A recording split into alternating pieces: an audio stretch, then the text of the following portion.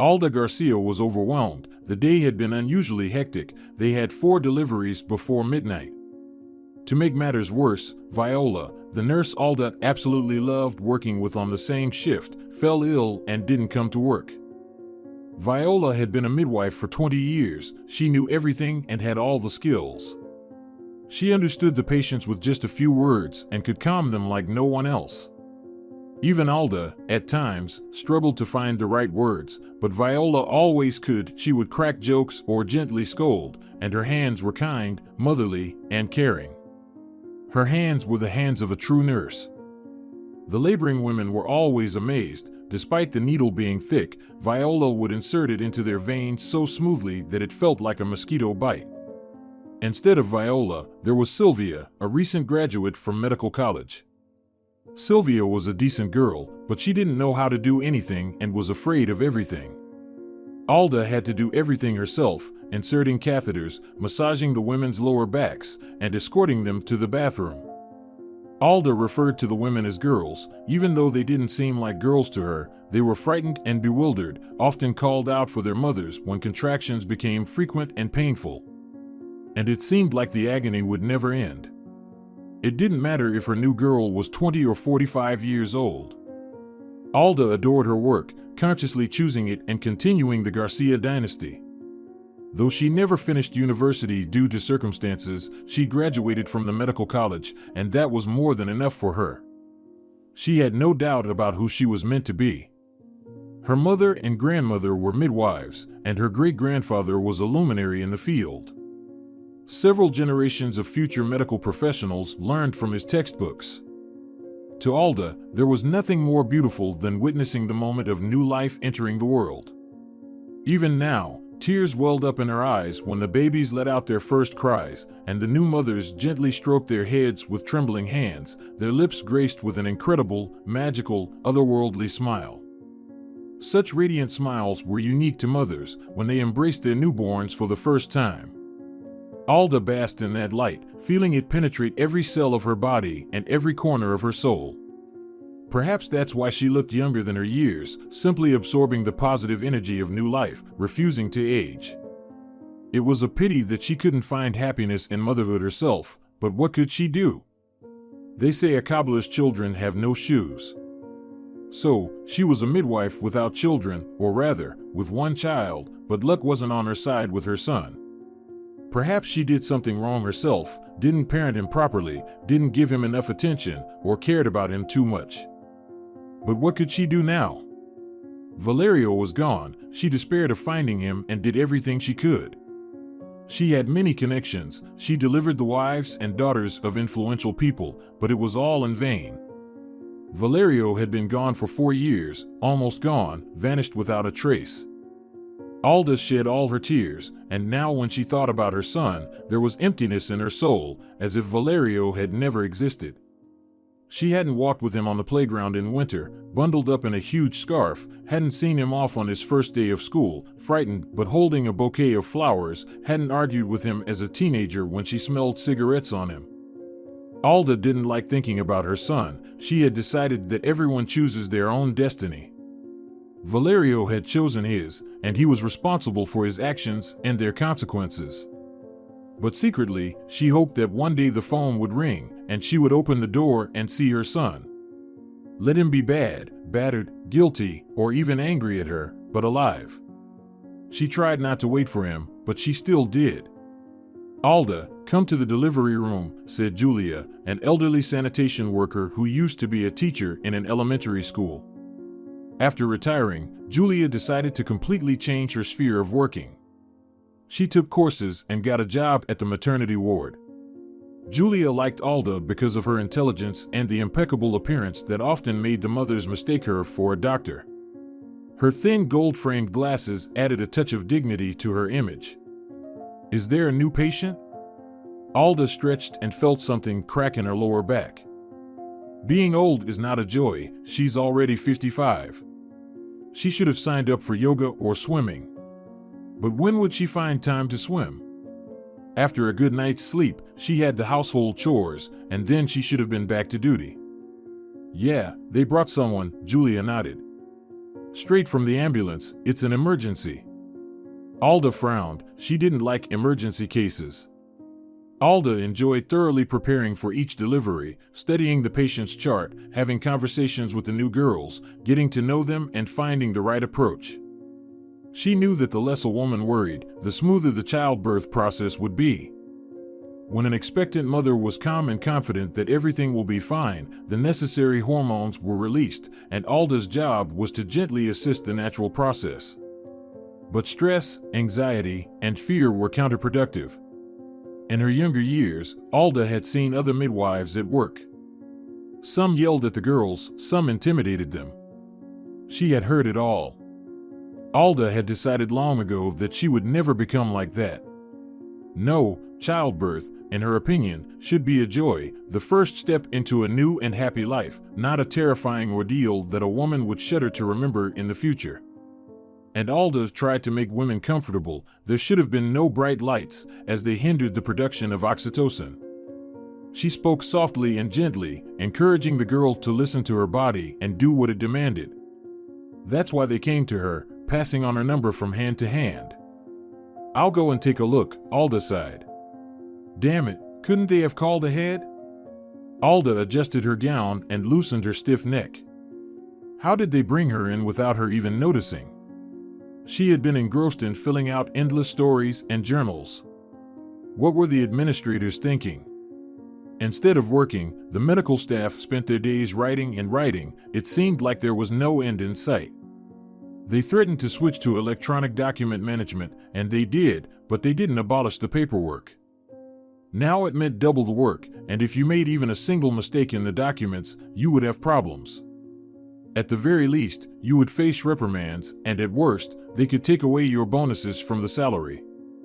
The brought-in girl lay on the couch, groaning in pain, and Alda immediately didn't like the expression on her face.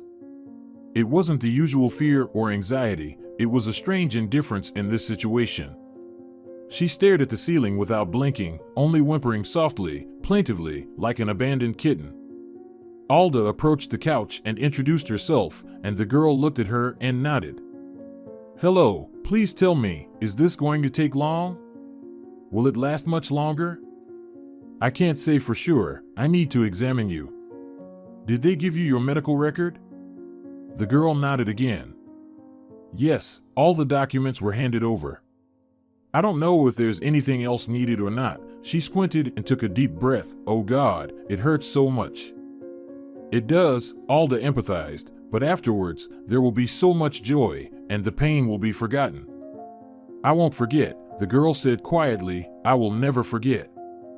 Alda smirked. She had heard that many times before.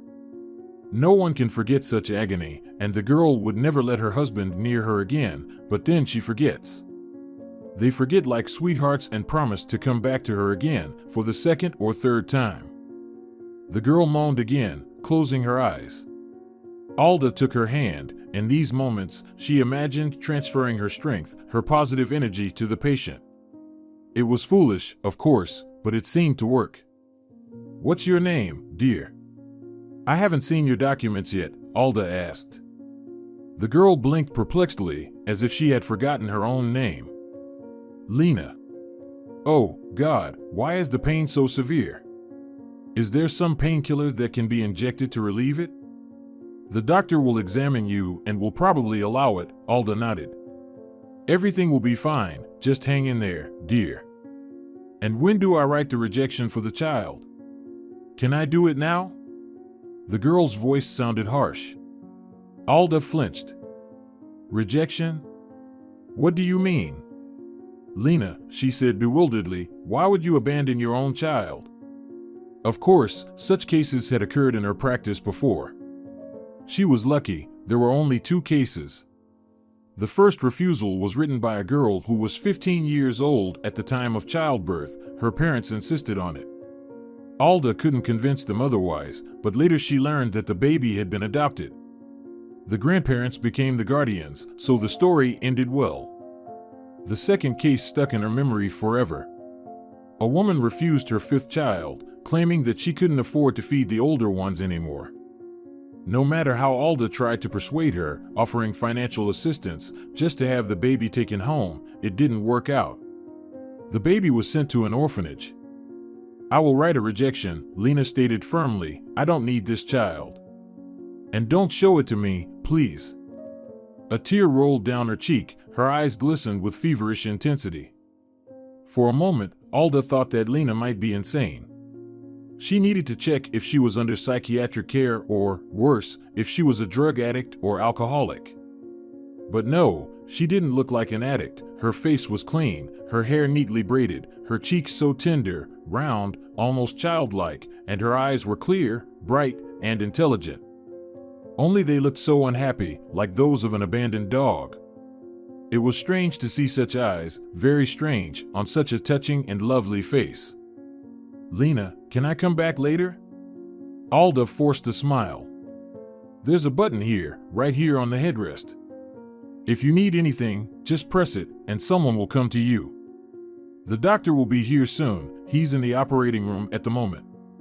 Lena nodded, indifferent, staring at the ceiling.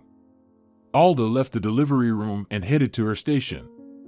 Lena's documents were already placed on the table, and Alda put on her glasses to examine them. 24 years old, very young. College education, a cook working in a cafe.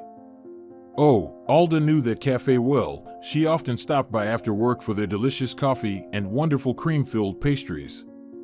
Her first pregnancy was registered at 30 weeks. Wow, why did she delay it for so long? But judging by everything, the girl has significant problems. Maybe she was hiding her pregnancy from her family and loved ones. It was remarkable to Alda how women could hide their bellies almost until childbirth, and no one suspected they were expecting a baby. Loose clothing, excuses about accidental weight gain, even slimming underwear. Perhaps Lena didn't want anyone to know about her pregnancy either. That's probably the case. No chronic illnesses, perfectly healthy, and it seems the baby is healthy too. Will she really give up on the child? Alda shook her head. Poor little one, facing a childhood in an orphanage. Poor Lena, for some reason, the girl didn't evoke negative feelings in her, but rather pity. Alda felt that behind Lena's desire to give up the child, there was some tragic story. Alda, can I insert the catheter for the new patient? Sleepy Sylvia approached her. The veins look good, I checked. Go ahead, Alda nodded. If you need anything, call me. And Sylvia, do me a favor. Yes, Sylvia leaned over the table. Talk to her, you're young, maybe she'll tell you something. She wants to give up the baby. Horrible, Sylvia's already large eyes widened. Abandon? How could she? Alda weakly smiled. Sylvia would make a good nurse once she gained more experience. Yes, her skills and techniques needed improvement, but it was evident that she sincerely empathized with patients, felt sorry for them. And sometimes, that was even more important for a healthcare professional than the ability to find a vein on the first try. The technical skills would come, the ability to empathize was either there or not. Talk to her, maybe you'll find out what happened, Alda sighed. I'm older after all, maybe she's afraid to tell me something. Sylvia nodded. I'll try. I feel sorry for her, it must be crazy to give up your own child. The girl went to attend to the patient, leaving Alda alone.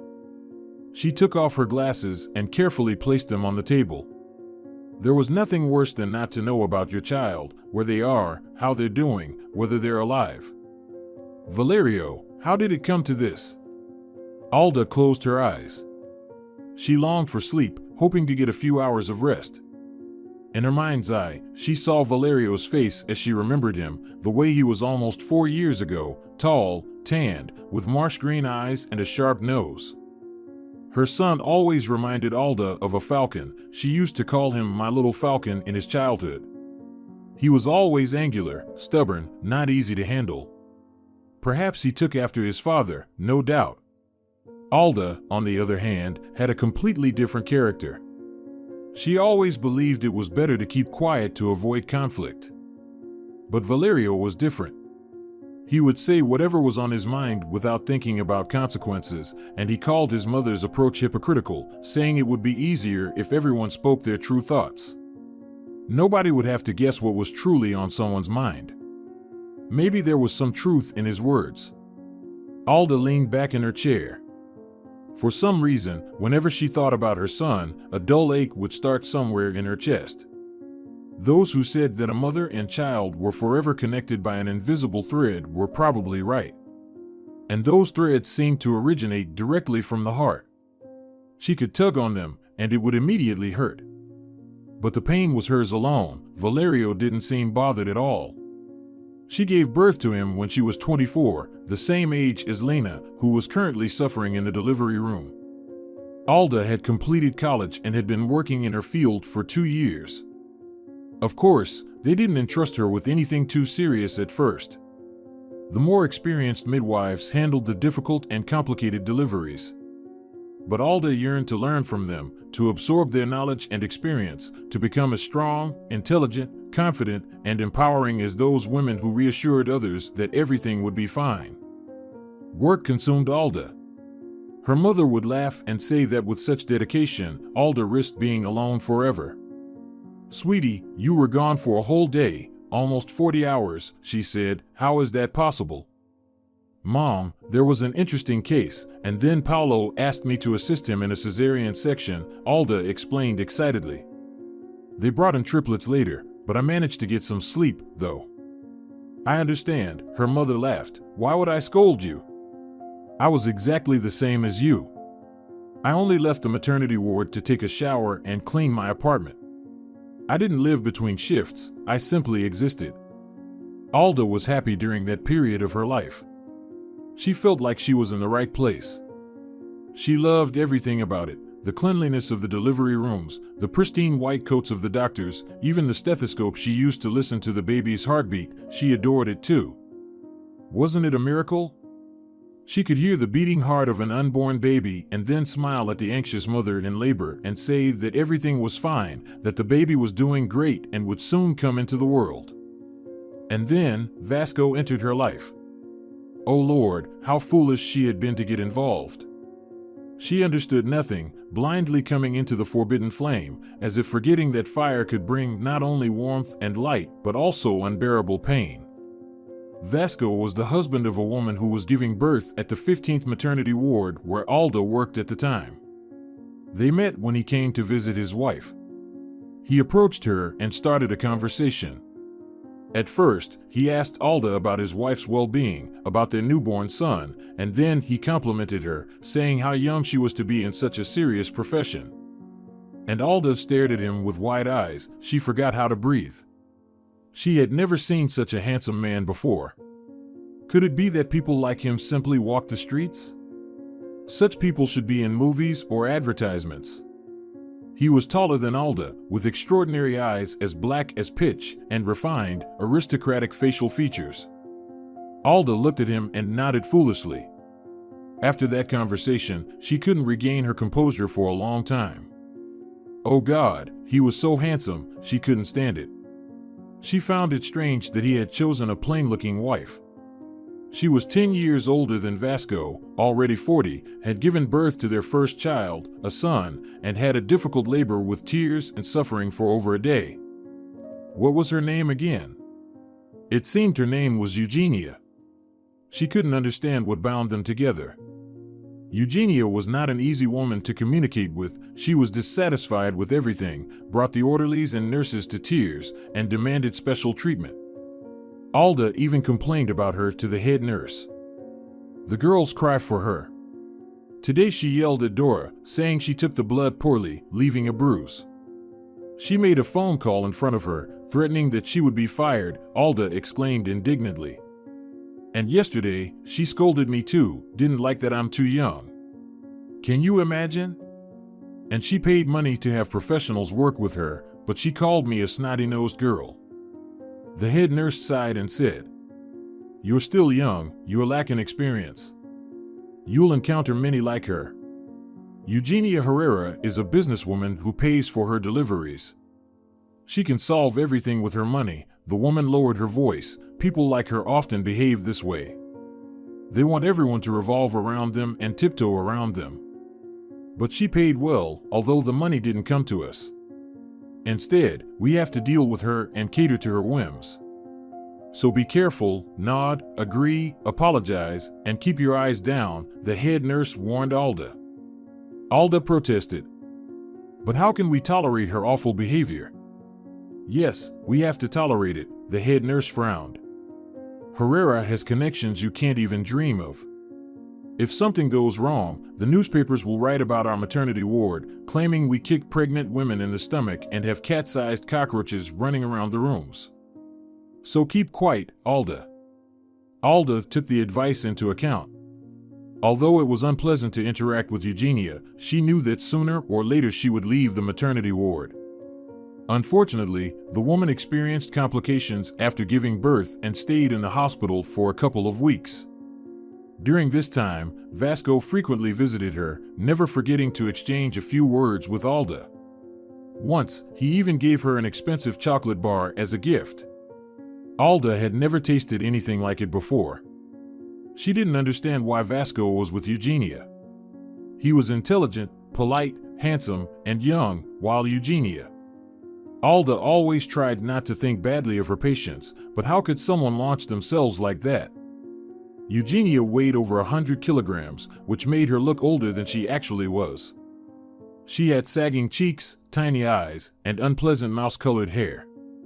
With her money, she could have become a real beauty, but apparently, she didn't care. Her husband loved and visited her, constantly cared for her, held her hand, and listened to her endless complaints about incompetent medical staff. He brought her wonderful presents, food from restaurants, exotic fruits, expensive candies. It slightly annoyed Alda. Why did wonderful men end up with women like Eugenia while good and kind women sometimes ended up with husbands who made them cry, never visited them, or brought cheap bouquets, thinking that would be enough? When Vasco was discharged, he approached Alda and handed her a box of chocolates, saying, "Thank you, Alda." "But I didn't deliver the baby," Alda blushed. "I just assisted." "But you were involved, so I can't leave without saying thank you." He leaned towards her and whispered in her ear, "Just don't give it to anyone. Eat it yourself." His whisper and the scent of his perfume made Alda shiver. She was afraid that she would blush and he would think she was in love with him like a young girl. Fortunately, Vasco had already headed to the operating room, leaving her in the hallway, clutching the box of chocolates in her hands. When she returned home, she opened the chocolates and found a note inside, a few numbers, and the phrase, "Please call me." At first, she thought it was just a prank. But then she mustered the courage to dial the number, feeling strangely about it. On one hand, she knew that Vasco was married and had recently become a father to Eugenia's child. On the other hand, she couldn't stop thinking about him day and night. She started having unusual dreams. She couldn't even think that her imagination could come up with such scenarios. She realized she was in love, and she also realized that she was willing to risk her reputation just to be close to him, to see him every day, to touch his face, to caress his back, to feel him holding her hand. Moreover, she reasoned that he was probably unhappy with such a wife. How could anyone be happy with a wife like Eugenia? She must be treating him the same way she treated the medical staff. A whole story of their life unfolded in her imagination. He lived with Eugenia only for the sake of their child. Love had long gone, but he couldn't leave her. He endured his wife's tantrums and suffered endlessly. And then this Vasco met her, Alda, and fell in love, unable to control his feelings.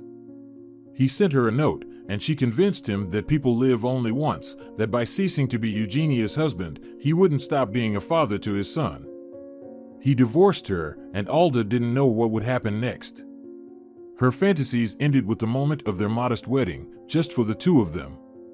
What would happen afterward didn't matter. The main thing was that they would be together, and they would somehow solve all their problems. She called him, and Vasco immediately recognized her voice. "Alda, forgive me for my audacity. I understand how strange this may seem, but I couldn't act differently." "Vasco, I understand you, Alda hesitated. Did you want something? Yes, he whispered, maybe we could meet? Nothing extraordinary, just talk a little and get to know each other better. Alda prepared for the meeting carefully. She knew she looked good and knew how to emphasize it. At that time, she had long, golden hair that she let loose with slight waves. The mirror reflected a true mermaid in front of her, with just a touch of makeup. She wore a long dress, almost reaching the floor, the same one she had been dressed in on her graduation. Alda felt like a true princess and was confident that once Vasco saw how beautiful she looked, he would understand that the moment had come to change his life, to leave his fat, mean wife and start building a future with her, Alda. They met in the city center, and the man was stunned by her appearance. You were beautiful in the white nurse dress, and now you're simply a queen. Turn around, I want to see you from every angle. Alda gracefully twirled, lifting the hem of her dress. In Vasco's eyes, she could see genuine admiration, and Alda reassured herself that she was doing everything right. They strolled until evening, and the girl hesitated to ask if he knew about their date, but she believed that it was indeed a date with Eugenia. But did it really matter? He was clearly enchanted by her. His eyes burned with a strange fire she hadn't seen before in the eyes of boys falling in love with her. And when he held her hand, it felt like she was struck with lightning. Why should have they talked about anything when everything was already understood? They arranged their next meeting, followed by another one. Vasco seemed like the perfect man to her. He gave her enormous bouquets of roses, took her to expensive restaurants and cafes, and on their third date, he presented her with a modest ring adorned with an emerald. Maybe I'm rushing things, he said, extending a box made of crimson velvet. But she saw him and remembered the look in his eyes. And then they went to his friend's country house, which Vasco kindly borrowed for their stay. That's when everything happened.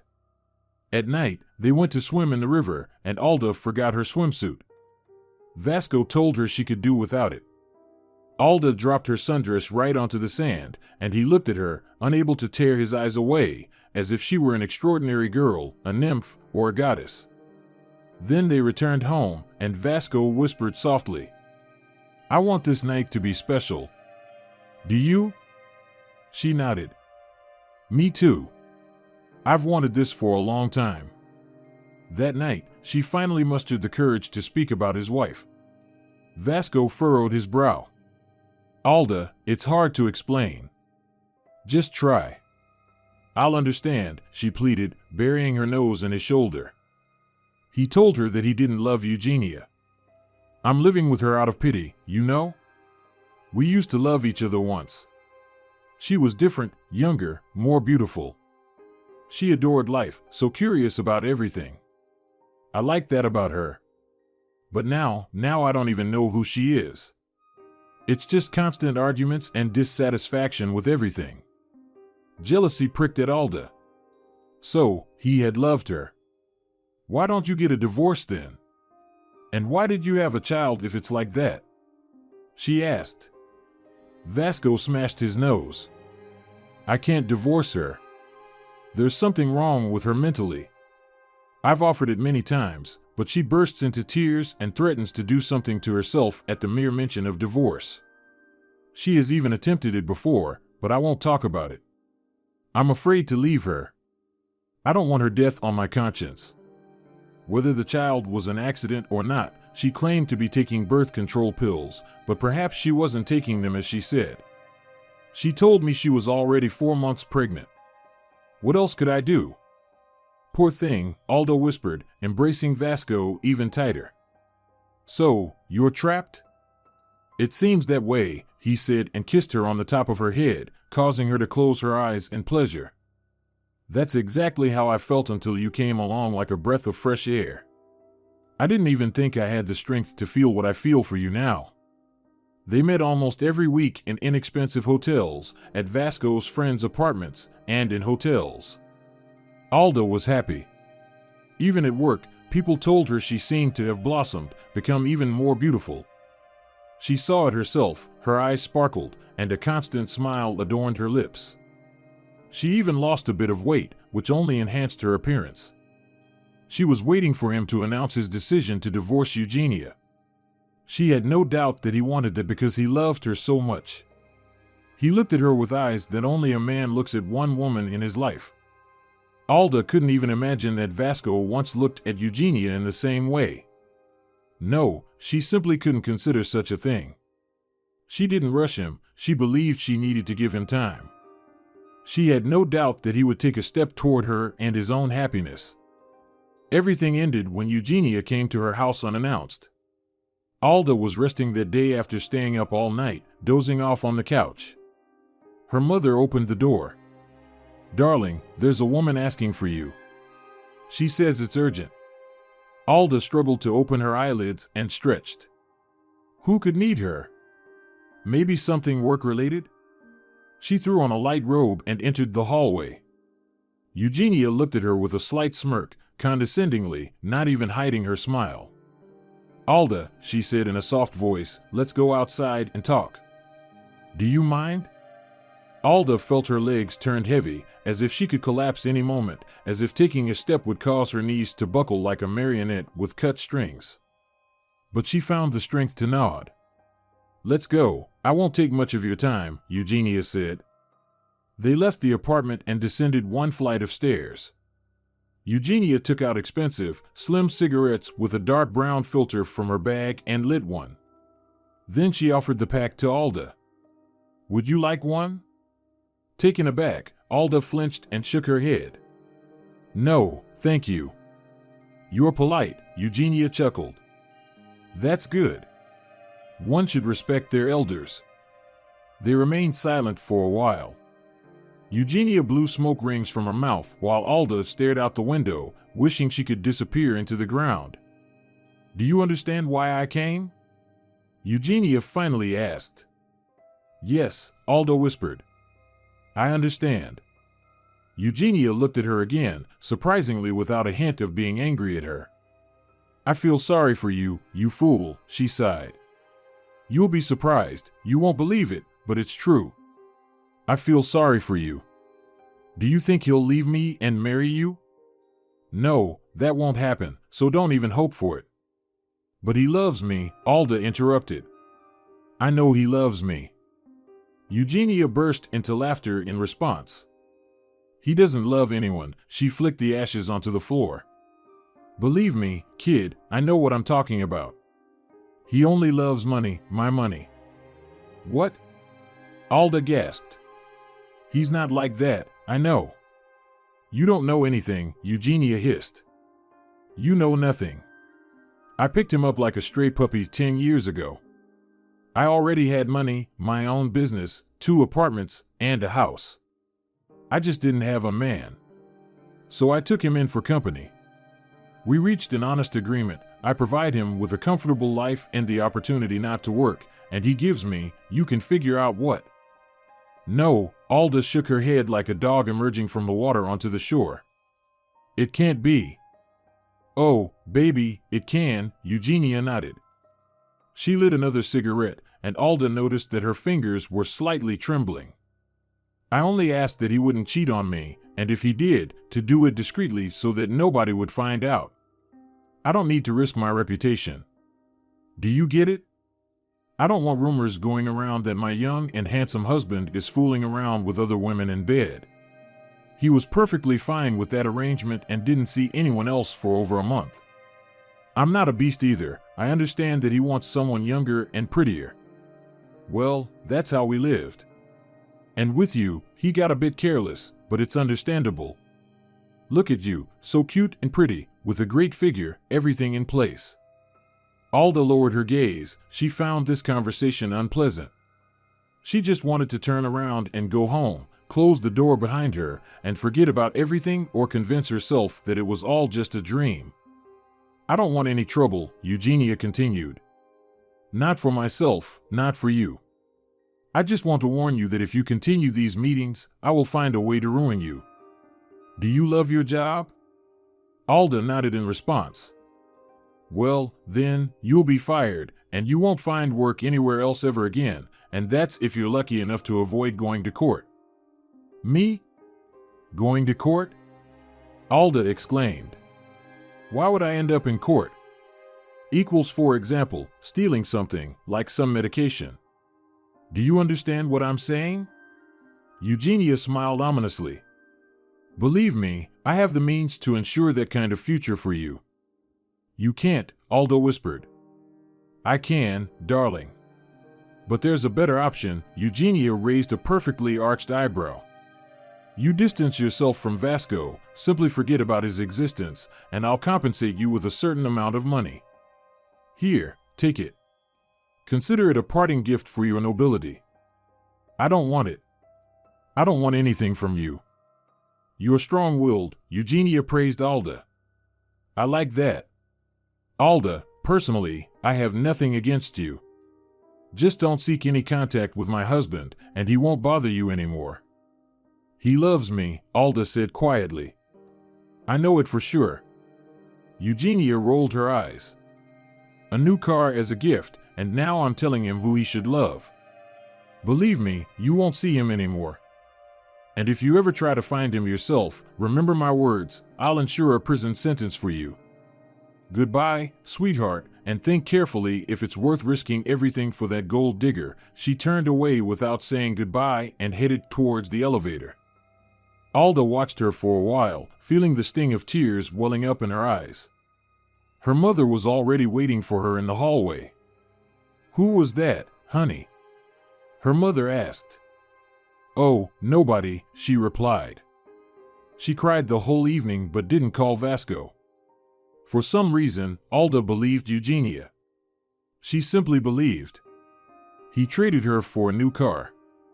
If he wanted to call, he would have done it a long time ago, or he would have done everything to prevent Eugenia from coming to her and threatening her with imprisonment. Vasco didn't call Alda again. He simply disappeared if he never existed. And the girl hoped she would forget him. She just had to wait, give herself time to stop crying, to mourn, to remove him from her heart. She berated herself for the foolishness of getting involved with a married man, but what could be worse? And how could she have thought that something good would come out of it? What a fool she was. A month later, Alda realized that Vasco would never leave her life. She was pregnant. Alda wanted to have an abortion, and she still had time to consider it, but seeing the happy faces of women who had just given birth, holding their newborn babies in their arms, witnessing the birth of new life, she understood that an abortion was out of the question. Since it had turned out this way, she had to give birth, not for Vasco, not even for herself, but for the child she carried in her heart. The child already existed, with tiny hands and feet, a beating heart, and it had to be born. And she had to become a good mother for him. Lost in her thoughts, Alda was brought back by the nurse's voice. Look at the little one, he keeps crying and doesn't say anything. Alda silently nodded and walked into the delivery room. Lena had endured until morning, and Alda never left her side. She didn't touch upon the topic of writing a refusal letter, she just felt it wasn't worth it. After all, things could only get worse. At 8 a.m., Lena's son came into the world. Holding him in her arms, Alda almost fainted. A small strawberry-shaped birthmark on his back, a mole under his right cheek, just below his eye, dark hair, and huge dark gray eyes. Valerio, she whispered. Oh my God, how can this be? What's wrong with you? Sylvia touched Alda's shoulder. Are you okay? Everything's fine. Will you take care of him? Alda placed the baby in Sylvia's hands. It's that, I have to rest. I'll be back, my head is spinning. As Alda left the delivery room, she heard Lena's voice behind her. Don't show him to me, I don't want to see him. Alda struggled to make her way to the post and sank into a chair. Maybe she was going crazy or thinking too much about her son lately, but there couldn't be any mistakes. This Lena had given birth to a child who was the spitting image of Valerio. Valerio came into the world right on time. Alda immediately held him close, savoring the sound of his voice. He cries well, praised the midwife. Excellent lungs. Alda nodded wearily. She lifted the corner of the sheet and looked at the baby. His eyes seemed incredibly large and strangely serious, as if he already understood something about life. She touched the birthmark with her finger, just below his right eye, and the boy squinted and cried with renewed strength. "He's handsome," complimented the midwife. "What will you name him?" "Valerio," whispered Alda. "A beautiful name." The midwife approached the head of the bed and gently stroked Alda's head. "You did a great job, girl. They say our women always have complicated deliveries, but you seemed born to be a mother. Think about it, with your hips, you could keep giving birth and giving birth. The important thing is to have someone to do it for." Alda weakly smiled. "No, one is enough for me, I think." The girl truly feared childbirth. She knew well that it was the law for doctors to constantly fall ill. And they fell ill with the most exotic, rare diseases.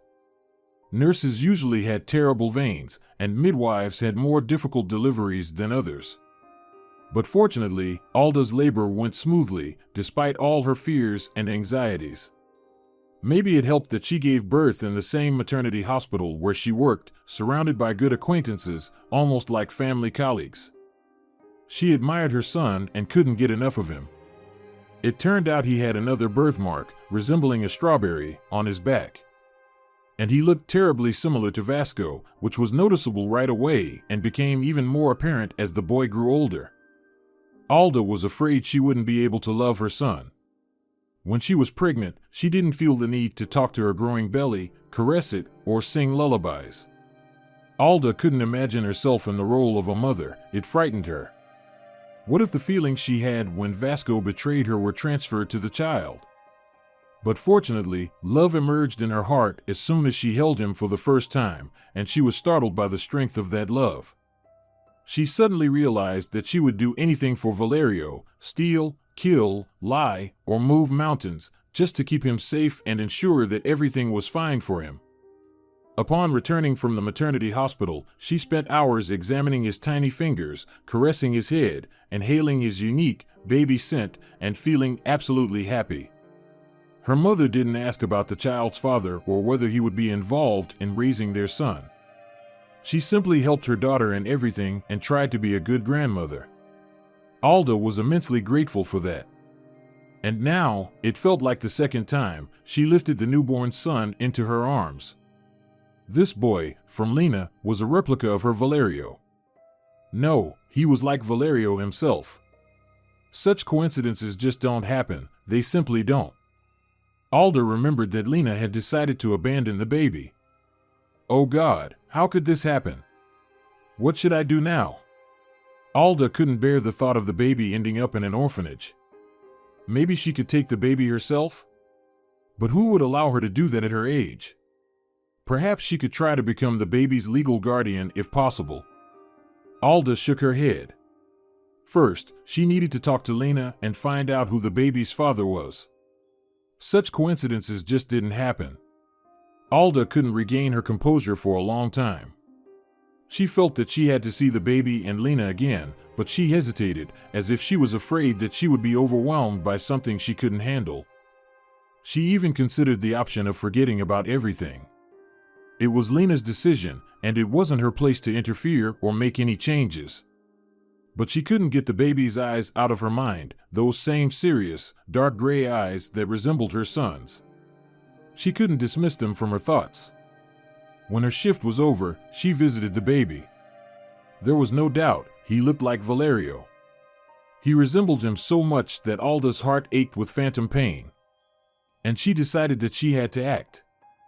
Lena had been transferred to the postnatal ward and was alone in her room. The girl lay facing the wall, and at first, Alda thought she was asleep. But she noticed that Lena's shoulders were slightly trembling. She was quietly crying, like a child experiencing injustice for the first time. "Lena," Alda softly called out. Yes, Lena turned around, her eyes red and her face swollen. "Can I talk to you?" Alda approached the bed and sat down on the nearby chair. "About what?" Lena sharply asked. "I've made up my mind. You won't be able to dissuade me." Yes, I'm a bad person. I don't belong among normal people. I deserve to be punished, and I know it myself, without you. But you're crying, which means the decision doesn't make you happy. Alda tried to infuse as much gentleness into her voice as possible, just as she used to speak to little Valerio when he was reluctant to make contact. Lena sat up and shook her head, her dark hair falling around her shoulders.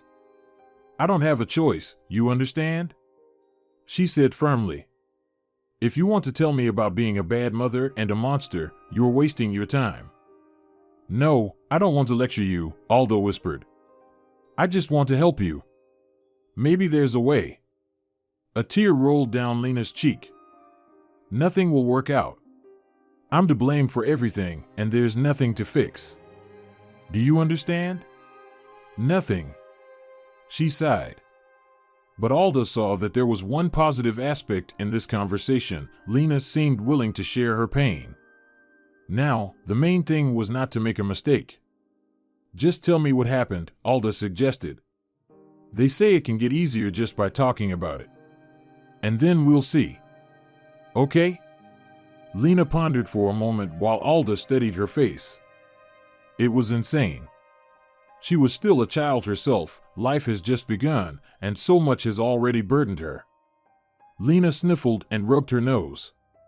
I doubt it will make me feel better. I made a mistake, and now I'm paying for it. I genuinely feel sorry for this baby. I did take a look at him, such a beautiful child. Thoughtfully, she started tracing patterns on the bedsheet with her finger. And I'm doing this with him. They say we often repeat our parents' fate. I was so afraid that it would happen to me as well. And, well, it turned out that I did repeat it after all. But still, what happened? Alda insisted. My dear girl, what happened? I can see that you're not okay. I want to help you. You don't really want to give up the baby, do you? Lena hesitated, then shook her head, looking directly into Alda's eyes. She said, No, I don't want to. I hope I'll be able to take him back later. But what if it doesn't work out? Do you have parents, friends, someone else? Alda asked. They might be able to help, right? Lena bitterly smiled. There's no one, absolutely no one. And I have nowhere to go. Don't ask me to tell you anything. Okay? Just know that I'll have to be homeless. I can't take the baby out there, but at least he'll have a roof over his head. Alda cautiously touched the girl's hand and uttered a sentence she didn't expect to say. You can stay with me. Lena raised her eyebrows in surprise. With you? But I really have no money, no job, nothing. There's no need for money, Alda firmly stated. We'll figure something out later. Take your baby and come with me. I have a 2-bedroom apartment, and I live alone. We'll manage somehow. I have enough money, I'll provide for both of you, and then we'll figure out what to do. Lena contemplated it. I can't. I don't even know you. Why would you do this? Alda smiled, feeling that Lena was ready to agree. Lena, I just want to help you. Isn't that enough? The girl lowered her gaze. But I can't do it like this, really. I don't know you, and you don't know me. We'll get to know each other, Alda promised. Make up your mind. The child shouldn't grow up in an orphanage when he has a mother. Lena nodded slowly. But only if I return all the money you spend on me later. Is that okay? Of course, Alda stroked the girl's head like she would a small child. Of course, you will return it as soon as you have the opportunity. 3 days later, Lena was discharged. She felt great, and there was no reason to keep her in the maternity ward. As promised, she didn't sign the refusal for her son. She told Alda that right after her visit, she went to the department where the newborns were kept and asked to see the baby. It felt like a weight was lifted off me, she told Alda as they rode home in a taxi. Can you imagine? A huge burden just disappeared. I thought I'd never see him again, but I couldn't take my eyes off him. And what came over me? How could I have even thought of giving him up? Well, now he'll be with you, Alda promised. And no one will separate you. She prepared a room for Lena, borrowed baby crib and tiny doll-sized clothes from a friend who had raised a grandchild. She also bought diapers, powders, and other essential baby items. Upon seeing all this, Lena burst into tears. Thank you. If it weren't for you. Alda hugged the girl. It cost me nothing, believe me. Lena decided to name her son Miguel. Alda asked about the baby's father, hoping to hear the name Valerio. It doesn't matter, Lena snapped. I'll write down my father's name, Alejandro. Alda understood that Lena harbored immense anger towards the father of her child, and she didn't dare ask her direct questions. However, the resemblance between little Miguel and Valerio was striking. Alda regretted not having any baby photos of her son. The apartment they lived in had burned down along with all their belongings. A neighbor got drunk and fell asleep with a lit cigarette. Fortunately, no one died, but 3 apartments were completely destroyed. The city administration provided new housing for the fire victims, and Alda ended up with a decent 2-bedroom apartment not far from the city center. She even found some joy in it as it reduced her commute to work, and all the necessary shops were nearby. But she deeply regretted the loss of the library her parents had built. Hundreds of medical books burned to ashes, along with the photographs of her son whom she cherished. Alda thought it might be for the best. Before, she could spend hours looking at the pictures and reminiscing about her Valerio. The universe itself seemed to hint that she should stop waiting for him. 2 months passed, and Lena settled in with Alda. It turned out she was an excellent cook, having studied to be a chef. She spoiled Alda with delicious pastries, magnificent pies, dumplings, and soups. The apartment had never been cleaner. Alda didn't always have time for cleaning, but it turned out that Lena loved tidiness. Miguel was a calm child and didn't cause much trouble. Here, a little more time will pass, I'll find a job, and we'll move out, Lena promised, meeting Alda from work each time. I'm sorry for causing you so much trouble. Oh, don't worry about it, Alda smiled. It brings me joy. I'm not alone anymore. Indeed, Alda felt a sense of relief. It was as if she had returned to the time when her little son was by her side, and she felt needed by him, just as he needed her. The only thing that clouded her joy was that Lena rarely talked about herself, as if she didn't trust her. Alda only learned that Lena was an orphan and had been raised in a children's home. She had given birth to her son with some random acquaintance, but had no plans for a serious relationship. Whenever conversations veered towards these topics, Lena abruptly cut them off, and Alda decided not to insist. Who knew, perhaps it was just a coincidence after all. Fate had sent Lena and her child to her, resembling her Valerio like 2 drops of water. When Alda's friends found out that she had decided to shelter a stranger, they shook their heads in disbelief. What if she's a fraud? What if she robs you or tries to claim ownership of half the apartment? They would ask. But Alda brushed off their intrusive questions. She knew for certain that Lena would never do anything like that. She simply knew. Life fell into a routine, and at times, Alda felt as though Lena was her daughter and Miguel was her grandson. She loved taking care of the boy, reading him fairy tales, singing songs, and he would smile at her with his toothless, adorable smile, reaching out his little hands, just like Valerio used to. When Miguel turned 3 months old, Lena started working part-time, baking cakes to order. Alda bought her everything she needed: cake molds, bags, cream nozzles, a good mixer, and Lena's cakes turned out exceptional. Customers quickly appreciated her talent. The first cake she baked was for a corporate event at the maternity hospital. Alda brought Lena's masterpiece to work, and it impressed everyone. The head nurse immediately asked Lena to bake a cake for her son's birthday, and more orders followed. Lena was happy, she wasn't idle anymore, and she had money to buy everything her son needed. However, she still wanted to find a stable job, considering that home baking wasn't the most reliable source of income. One Sunday evening, Lena went for a walk with the stroller in the park, while Alda stayed home, wanting to relax after a tough shift. She sat down in front of the TV with her knitting needles, intending to make a little sweater for Miguel for the autumn. One of her favorite movies was playing on TV. Suddenly, she heard noise in the hallway. It must be Lena returning from her walk. Alda grew concerned. But it's too early, she only left half an hour ago.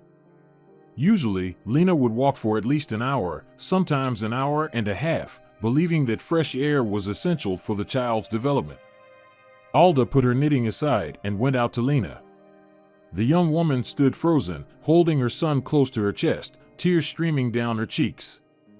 "Lena, what happened?" Alda exclaimed in alarm. "Did someone hurt you?" Lena sobbed and looked at Alda. "They found me. I hoped they wouldn't find me, but they did. Alda, what should I do now?" Alda picked up Miguel in her arms. The baby was sound asleep, snoring softly. "Lena, go wash up your face, drink some water, and then we'll talk," she said. "All right," Lena nodded. Her gaze was frightening, empty, expressing nothing but endless horror. Alda noticed that Lena's hands were trembling, even though the apartment was warm. She returned to the room. Miguel continued to sleep, smacking his lips in his sleep. Alda looked at him thoughtfully, once again struck by his resemblance to Valerio. Lena came back from the bathroom. She had washed up, but her cheeks remained flushed, and her eyes betrayed a deceptive sparkle. She sat down on the couch, staring ahead with tension. "Lena, enough secrets," Alda spoke softly, so as not to wake Miguel. "What happened to you? Who or what are you hiding from? Who are you running away from?" Lena closed her eyes and took a deep breath. "Alda, it's a very long story, and I hoped that, well, that everything would just sort itself out. That they would simply forget about me, but it turns out they didn't. I'm sorry for dragging you into this. If you want, I'll just take my son and leave." Her voice trembled, and tears streamed down her cheeks again. "You don't have to go anywhere," Alda shook her head. "Just tell me what happened, and then we'll decide what to do. You know, there are no hopeless situations." "Yes, there are," Lena stated firmly, "and I found myself in one." "All right, speak up. Stop scaring me." Alda ran her finger along Miguel's cheek, and the boy puckered his lips in his sleep. "I need to know. You're not a stranger to me anymore, and Miguel is like a grandson to me." Lena crossed her arms over her chest, as if protecting herself from something, and began her story. She didn't remember her parents, and her earliest memories were from the time when Lena was already living in the orphanage. They told her that her parents died in a car accident, but she didn't know the details. "And I didn't want to know," Lena sighed. "Of course, there were thoughts, especially when I was very young. I thought I would find a grandmother or grandfather somewhere. I thought someone would come and take me away from here, but no one came, and I just took it as it was." In the orphanage, Lena was considered an odd one out. She was quiet, didn't like active games, often sat in a corner drawing or reading books. She had hardly any friends. She only interacted with one girl, Anna, but their friendship lasted until they both turned 12. Anna was taken from the shelter when it turned out she had relatives in America. Upon learning about the girl's fate, they took her with them, leaving Lena completely alone. She had a dream, a special one, unlike others. Her peers wanted to become actresses or singers, marry a wealthy man, or become businesswomen. But Lena intended to become a chef.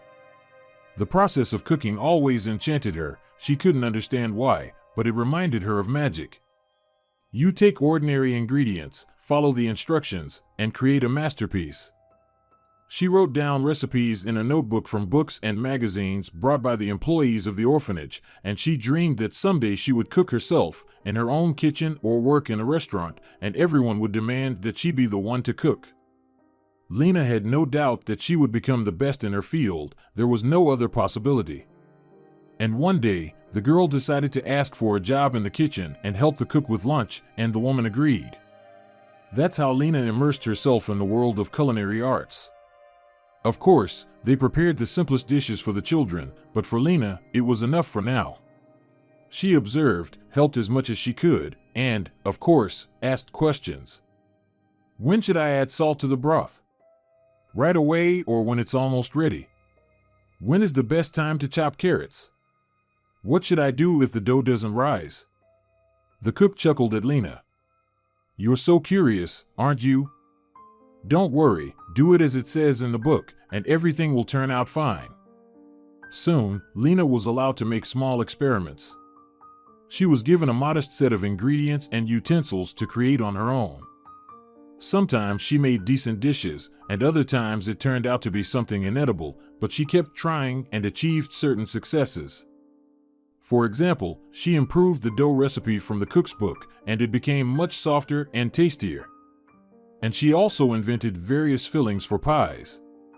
Carrots and cinnamon, the cook exclaimed in surprise. That sounds awful.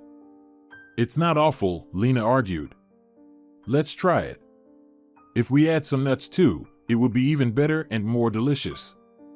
To everyone's surprise, the pies turned out surprisingly delicious. People started talking about Lena's talents not only among the educators and staff of the orphanage, but also among the other children. She was proud of herself and hoped to be able to attend college. Fortunately, she succeeded. She easily passed the exams, and her high school diploma was filled with straight A's. A new life began for her. Lena couldn't understand why her classmates skipped classes and practical lessons. Learning was so interesting to her. She enjoyed everything, even the most boring lectures on food processing and storage technology. After all, it was important to know. If you stored something incorrectly, the product would spoil, and it would affect the final result. Despite being an outstanding student, Lena was loved by her classmates. She was always ready to help and give advice to others. During exams, she discreetly adjusted her classmates' dishes to save them. Lena graduated from college with flying colors and got a job at a cafe. She was absolutely happy, her favorite occupation, a wonderful team, and she was even given an apartment. It was small, on the outskirts of the city, but it was her own, where Lena could do whatever she pleased. I painted the walls orange back then, can you imagine it? Lena smiled at her memories. I love orange so much, but I got tired of it within a month and had to redo it. And then, Lena met Rodrigo. They met in the most ordinary way. She was walking home from work, it was winter, and she slipped and twisted her ankle. Moaning in pain, she tried to get up, but she didn't succeed. Rodrigo approached her and helped her up, and then accompanied her to the medical center. It turned out that Lena had only suffered a bruise. Rodrigo offered to drive her home, and although she initially hesitated because she didn't like getting acquainted with strangers on the street, as it usually didn't lead to anything good, Rodrigo behaved so well and gallantly that the girl said yes to him. As they said goodbye to each other at the entrance, Rodrigo asked Lena for her phone number, and she couldn't refuse him. That's how their communication began. They met almost every day, but Rodrigo didn't talk much about himself. He would say things like, I work, I have money, what else do you need to know? And Lena preferred not to insist on knowing more. Well, he's not a mobster, just an ordinary guy. Maybe he doesn't earn much and feels embarrassed to admit it. He doesn't understand that it doesn't matter to me, she thought. She believed that the most important thing was for a person to be good, and everything else would fall into place. And what did this Rodrigo look like? Alda asked with hope. Lena shrugged in response and said, just an average guy, fair-skinned, not tall, with blue eyes. Alda struggled to suppress a sigh of disappointment. She had hoped that Valerio was actually Rodrigo, and there could be various reasons why her son hid his real name from Lena. But it seems Alda was mistaken. Over time, Lena began to suspect that Rodrigo was involved in some shady business. He would disappear for a whole week and then come back and shower her with expensive gifts, or he would be broken for a long time and borrow money from her for bus fare. Whenever someone called him on the phone, he would always leave the room and try to make sure she couldn't overhear the conversation. One day, he left his phone on the table in the kitchen while Lena was cooking dinner. He suddenly rushed out of the shower after a couple of minutes, grabbed the phone, and took it to the bathroom without saying a word. Surprised, Lena realized he was afraid she might check his contacts or try to read his messages. She didn't understand what was happening. Maybe he had another woman. But she had no grounds to think so. He had always been tender with her, attentive, and talked about his plans to marry her. However, he lived alone in a small, rented apartment and categorically refused to move in with Lena. Well, everyone has their quirks, Alda commented. Then Rodrigo became somewhat gloomy, disappearing like before, but this time he stopped bringing money. On the contrary, he started asking me for money more often, Lena continued. I tried to find out what was happening, but he wouldn't explain anything. He said it wasn't my business and that he would handle it himself, without my help. She fell silent. Alda noticed how tightly she clenched her hands and how the knuckles of her fingers turned white. And then, the worst happened, Lena said quietly. It was an ordinary evening. They had dinner together with Rodrigo. He had bought a bottle of wine, and Lena decided not to ask where he got the money. He couldn't even afford cigarettes now. But the wine was delicious, and Rodrigo was tender and attentive. It was a truly romantic evening. However, she quickly began to feel drowsy, so much so that she struggled to keep her eyes open. I'm feeling unwell, she mumbled. I'm going to lie down. Sure, Rodrigo smiled. Have a rest. You're tired from work. You're falling asleep on your feet. Lena struggled to reach the couch and collapsed onto it, fully clothed. As she drifted off to sleep, she heard the door opening. She managed to think that Rodrigo had probably gone to the store before she fell into a deep, dreamless slumber. In the morning, she was awakened by a throbbing headache. It felt like something was tearing her head apart from the inside, and she groaned, clenching her teeth so hard they squeaked. Lena had never experienced anything like this before. She struggled to open her eyelids. The light penetrating through the undrawn curtains painfully stabbed her eyes. She covered her eyes with her hands, trying to regain her senses. Are you awake? She heard a male, unfamiliar voice. Lena screamed and opened her eyes, trying to ignore the pain, and saw him, an adult man much older than Rodrigo. He was sitting in an armchair, seemingly staring at her without blinking. Who are you? Lena exhaled. What do you want from me? I don't want anything from you, the man replied. I'm just waiting for you to wake up. We need to talk, and I think you need to know something important. What about Rodrigo? Lena asked fearfully. Surprise flickered in the man's eyes. You're afraid for him, he cursed under his breath. Lena tried to get up, but her head spun. She had to get out of the apartment, call Rodrigo. Dear God, what if he had a weapon? What could he do to her? Anything, really. Who are you? What do you want from me? Lena whimpered. The man smirked and shook his head. I've told you, I don't want anything from you. Your man, or whatever you call him, is much more interesting to me than you, for example. No, not in the way you're thinking. Lena didn't even understand what he meant by that. Without taking her eyes off the stranger, she tried to figure out what to do. Should she jump up and dash for the door? He would intercept her. Jump out the window? She lived on the 3rd floor. She'd break her legs, or worse, her spine. I see your eyes darting around. The man crossed his leg, looking at Lena with interest. I have no intention of causing you pain, and I won't deprive you of your maiden honor. Don't worry. Although Rodrigo was right, you're beautiful, very beautiful, but I prefer it when everything happens by mutual consent. Lena rubbed her forehead, and the pain gradually subsided. Along with it, her clarity of thought returned. So, if he wanted to kill her, he would have done it already. He hadn't taken advantage of her helpless state. Well, at least she had a chance to reason with him. Do you know where Rodrigo is? The man asked. I'd like to talk to him, not you. I don't know, Lena frowned, and even if I did, I wouldn't tell you. Oh, look at her, the man muttered. Do you even know who he is? What do you mean? Lena asked challengingly. Your Rodrigo is a fraudster, trying to score a big payout, but for now, he's only gotten himself into trouble. What kind of trouble? Lena croaked, "Oh God, what happened to him? Did they kill him?" "I won't go into details, let's just say he decided to quit making money from fake documents and move on to something more interesting." "Why do you look so shocked? You didn't know?" Lena shook her head in response. "What fake documents? What is he involved in?" "I see," the man sighed, "it seems you really didn't know anything. Now Rodrigo has decided that he should aim for something bigger and started organizing underground casinos with his equally dim-witted friends. They borrowed money from some dangerous people, promised to share the profits, but they ended up with neither money nor profits nor casinos. Rodrigo thought it would be easy, but it turned out it wasn't. Your beloved got burned, and debts need to be paid, so he came up with a brilliant idea." The man fell silent. His gaze seemed to pierce through Lena, and she felt a childhood urge to hide under the covers, creating an illusion of safety.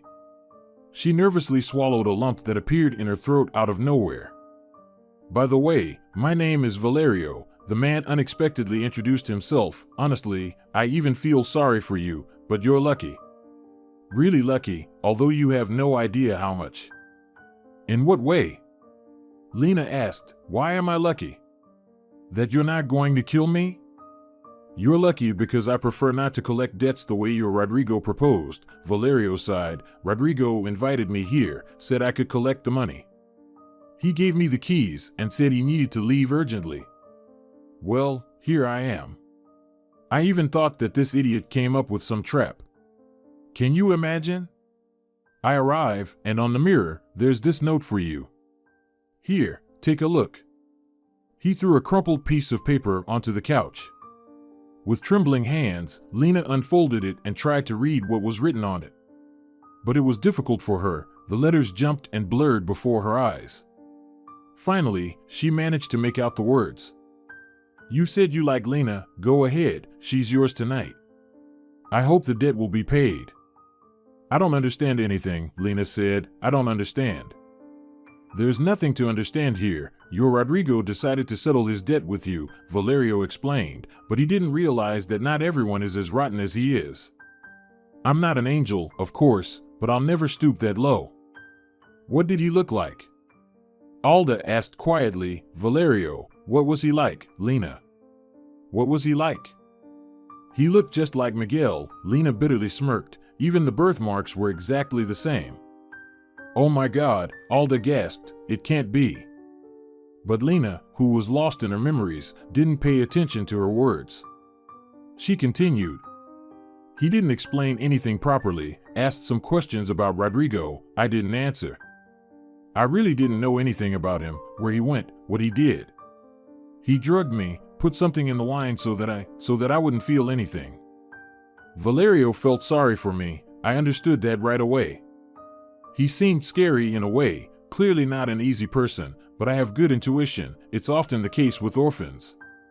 You have to be able to see right away who you're dealing with, whether they'll bring something bad or not. I realized that Valerio wouldn't do anything bad to me, and he didn't. Meanwhile, Rodrigo disappeared without a trace. But Valerio, on the contrary, met Lena 2 days after work. She was initially scared, but then she decided to go with the flow.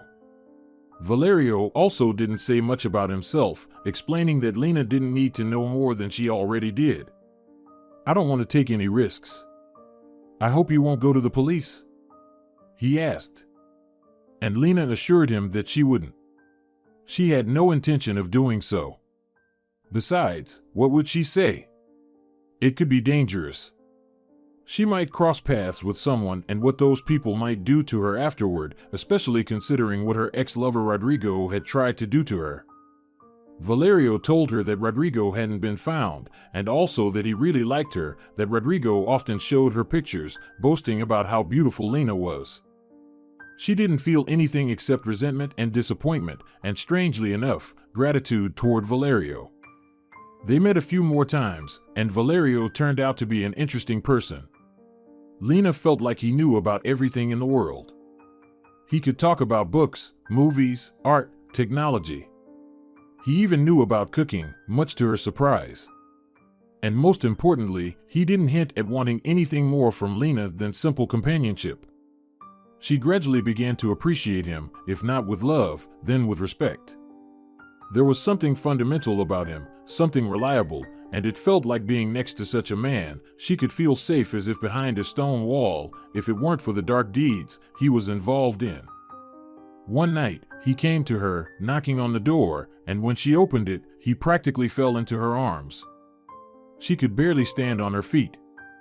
"Close the door," he commanded. "Help me. Do you have any bandages?" With great effort, Lena managed to get him to the couch. Valerio took off his sweater, and Lena saw that his entire right arm was covered in blood. "Oh God, we need to call an ambulance," she exclaimed. "No ambulance," he said. "Just bandage it, that's enough. It's just a scratch." Struggling with her emotions, feeling like she was in a bad dream, Lena fetched the first aid kit and managed to clean and dress the wound. When she finished, Valerio stretched out on the couch and closed his eyes. "What happened?" she asked softly. "I have the right to know." "Don't ask," Valerio waved her off. "And as for your rights, I would tell you, but I don't want to put you in danger. I've probably made a mistake already." He opened his eyes and looked at her intently, frightened and confused, standing next to the couch in her funny, old polka-dot pajamas. He smiled. "Forgive me, Lena, I'm truly a fool." She squatted down and slowly reached out her hand, touching his unshaven cheek. "What happened? Maybe I can help?" "You can't do one thing, but you can do something else." He pulled her towards him and kissed her. She wasn't scared, she was prepared for it, as if she knew in advance what would happen, and she boldly responded to the kiss. That night everything happened. It only happened once, Lena sighed. He left in the morning and never returned. And a week later, he called me and told me it would be better for me to leave, the farther the better. He asked for forgiveness, promised to find me and repay me with kindness. And he transferred a lot of money to my account. But I didn't go anywhere. Where and why would I go?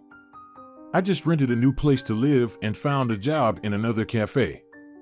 And then I found out that someone set fire to my apartment, probably looking for something, I don't know. I never went back there.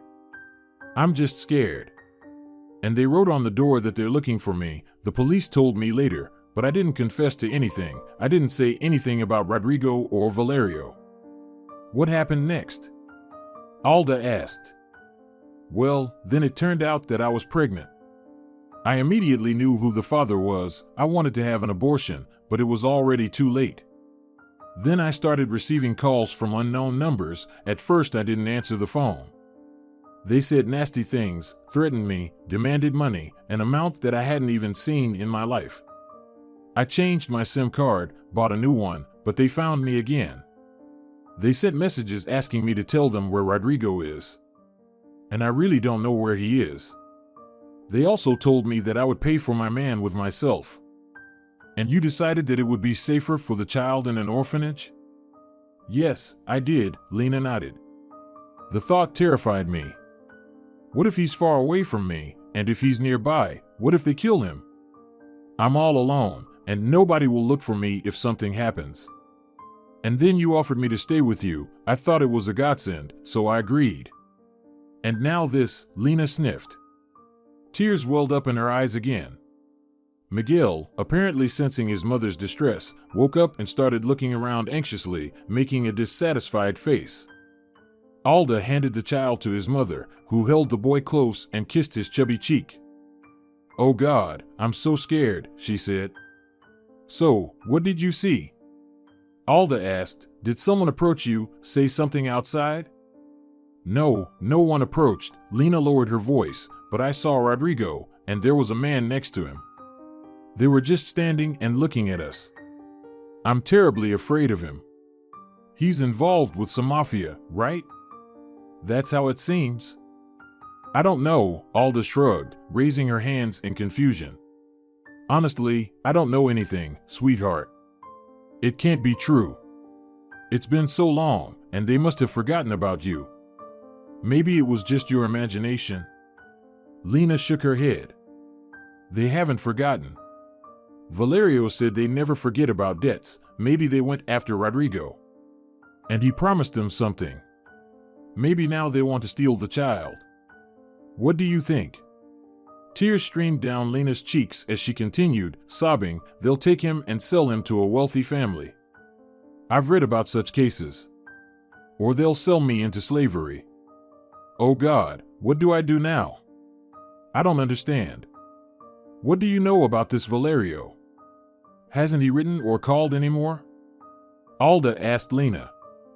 The girl shrank, wrapping her arms around herself. Not once.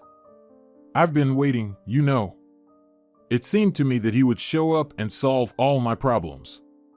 I know it's very foolish, things don't work out that easily, but I was waiting. Lena, do you have at least one photograph of this Valerio? Alda asked, maybe you accidentally took one. Yes, I have. Lena pulled out an old phone from her jeans pocket, found the required photo, and handed the phone to Alda. Here it is. Why are you so interested? Alda didn't answer the question. Looking at the photo, she was speechless. It was her son, grown up but somehow unfamiliar, yet it was him, Valerio, with his dark hair and the birthmark on his face. Oh my God, Alda whispered. This simply cannot be. Are you feeling unwell? Lena hurried to Alda's side, squatting down next to her, holding Miguel tightly. Should I call an ambulance? No need. Alda stood up and walked to the window. She wanted to cry, and her heart began to ache once again, as it always did when she thought about her son. How could this be?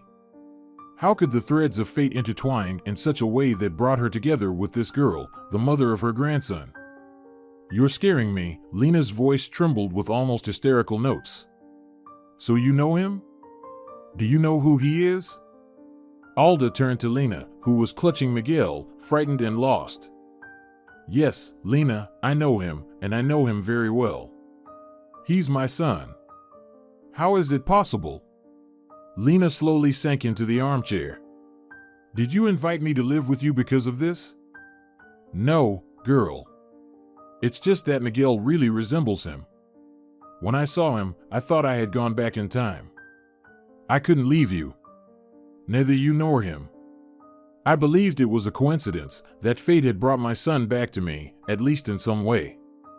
Oh my God, Lena whispered. Could you be mistaken?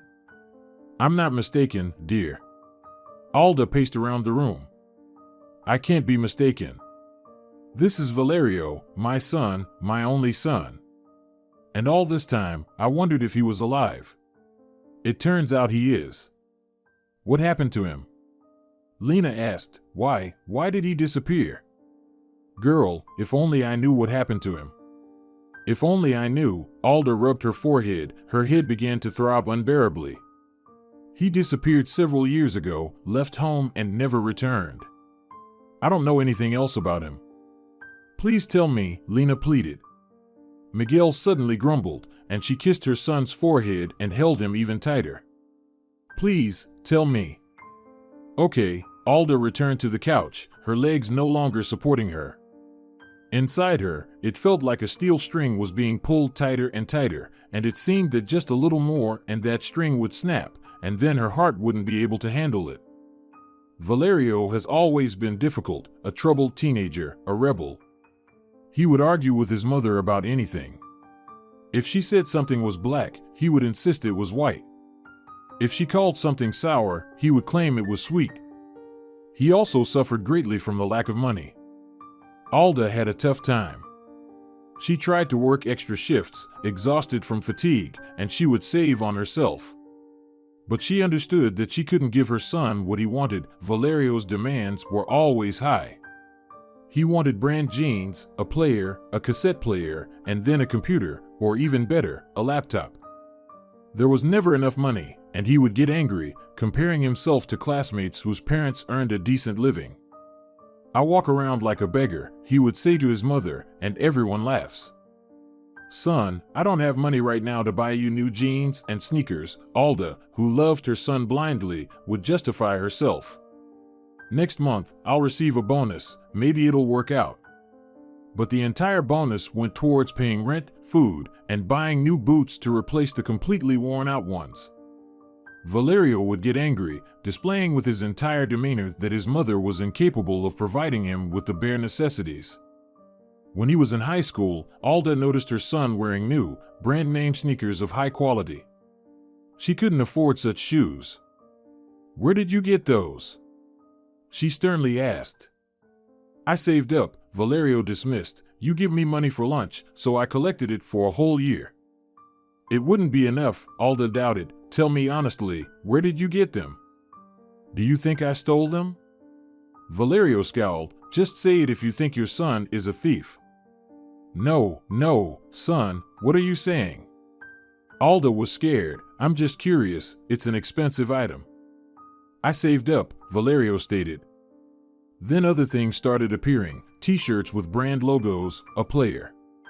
And one day she found an expensive pack of cigarettes in her son's pocket. She tried to talk to him, but he would brush her off like an annoying fly. She began to worry, and Alda feared that her son had gotten involved in something criminal, and her suspicions were partly confirmed.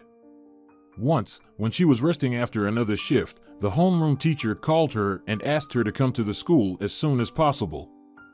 Alda went immediately, filled with anxiety about what unpleasant news she might hear. The homeroom teacher, Paulina, invited Alda into her office.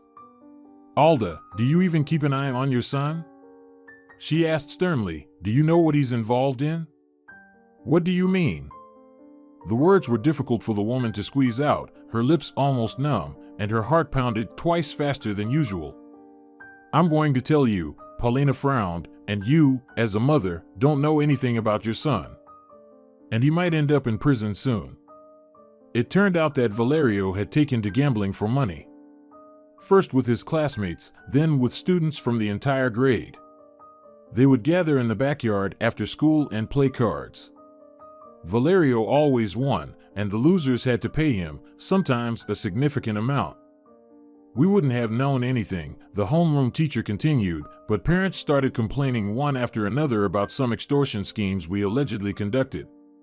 They complained about curtains, furniture, and gifts for the teachers. We had no idea. At first, we thought the children were coming up with ways to get money from their parents. But then one boy came to me and complained that I owe Valerio a large sum of money. He said Valerio was threatening him and would beat him up. He claimed Valerio had some friends, almost like gangsters." "That can't be," Alda whispered. "Well, you can believe what you want," Paulina replied angrily. "I tried to talk to Valerio. He looked at me, laughed, and said, 'Prove it first.'" "Alda, dear, I have nothing against you." Paulina looked into the woman's eyes with trust. She felt like she was about to break down and continued, "But you understand that we don't want scandals, and we don't want to involve the police. I'm asking you to try to influence your son. Talk to him and explain." I will definitely talk to him," Alda stammered. She felt like a guilty little girl being called in front of a stern principal. "Alda, I insist on it," the teacher said firmly. "Otherwise, I can't guarantee that your son won't end up in jail. We don't want scandals. For now, let's try to solve the problem this way, but I won't defend Valerio." At home, Alda had her first ever confrontation with her son. There were screams, the sound of dishes breaking, and tears. It seemed like he was pondering her words. He apologized and said he just wanted to earn some extra money so that he wouldn't feel like an outcast. "Mom, you understand, don't you?" he said. "Everyone dresses well, everyone has cool things. And what about me? Worn out shirts, shoes begging for replacement. I just didn't want people to laugh at me, that's all. I'll finish school, get a job, and everything will change." "Job? What about college?" Alda exclaimed, throwing her hands up. "Are you going to work as a laborer, a janitor?" "Don't start, Mom," Valerio frowned. "I'll apply for a distance learning program. Nothing bad will happen." "But there's no military deferment with distance learning," Alda said in fear. "So, does that mean they'll take you?" "So what?" Valerio looked like a puffed-up sparrow. What's so terrible about serving in the army? Everyone has to do it, or else what kind of man are you? Alda didn't want to send her son to the army. She often came across terrifying articles about hazing, being sent to hot spots, and the beating of young soldiers. Thoughts of the army filled her with genuine horror. But what could she do? Work even harder? She simply couldn't handle it anymore. If she did, she would have joined the majority sooner or later. So the son was right, maybe it's better this way than waiting for him to get into trouble again. Besides, Alda had hoped that the army would truly make Valerio into a man, not a boy who cared only about fancy clothes and trendy sneakers. Valerio finished high school without any problems, and there were no more incidents with gambling. Alda was slightly relieved. After graduating, Valerio applied to the local university with the intention of becoming a lawyer. Alda considered his plan a failure. The competition for law school was huge, and it seemed impossible to get in without connections. But Valerio insisted that compromises were not for him. "It's all or nothing," he said. "Maybe I'll get in and become a notary. You know how much money they make, and I won't have to work too hard with my own office and a secretary." "Son, to become a notary, your father has to be one," argued Alda. "Don't you understand? It's not that easy to just walk in off the street." Valerio didn't get accepted into the university, and Alda felt that he didn't put much effort into it. He scored only half of the passing grade. "Well, what can I do? I'll join the army," he optimistically declared upon seeing the enlistment lists. Inside, something broke in Alda. Her boy, her baby, going to the army. Where anything could happen to him, where she wouldn't be there to help, comfort, or advise him. But she couldn't do anything about it, so she had to go with the flow. When Valerio left for the army, Alda couldn't find peace due to worry. Work was the only thing that helped her regain composure. She faithfully wrote letters to her son and received short responses like, "Everything is fine. I'm healthy, well-fed," but there was nothing more. Even such brief news from her son brought Alda joy. He was safe, he wasn't sent to any combat zones, he was well-fed, and had a roof over his head. What else could she wish for? She eagerly awaited his return. Valerio came back, and he had indeed changed. His gaze became firmer, resembling that of a wolf. He became more reserved. He had never been open about his feelings with his mother, but now he preferred to remain silent, answering her questions with single-word replies or ignoring them altogether. He made new friends and would disappear with them for days on end. Alda worried that Valerio wasn't looking for work or preparing for university. She tried to discuss it with him, but he brushed her off. "Mom, everything's fine. I have plenty of time," he said. "Why are you so obsessed with this idea of finding a job? You're used to living according to a set plan, finish school, go to the factory, and toil away until retirement. I don't want that. And how do you want to live, son? Work is not just about money, it's about self-realization and the opportunity to be useful," argued Alda. "Are you useful?" Valerio countered. "And what does it give you? You earn pennies and ruin your health. All you see is your job and nothing else. Have you ever been abroad? No. Have you ever bought yourself something expensive? No. That's not the main thing," Alda tried to convince her son. "And besides, I don't have a higher education.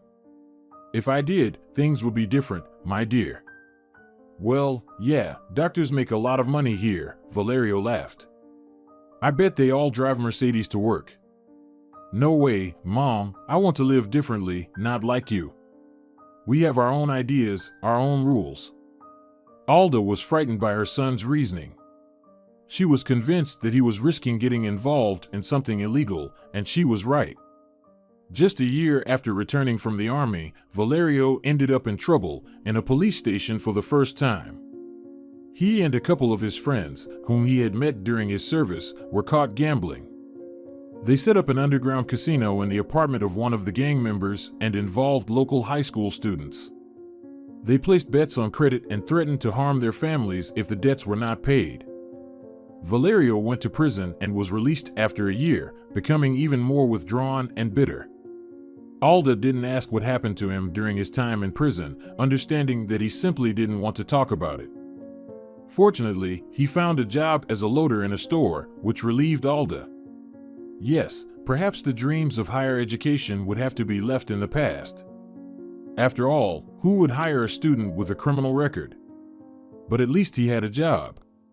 After all, people can live without education, and it's not the end of the world. Then she started to notice again that Valerio was buying things that clearly didn't match his modest salary. She confronted him again, but once more received no answers to any of her questions.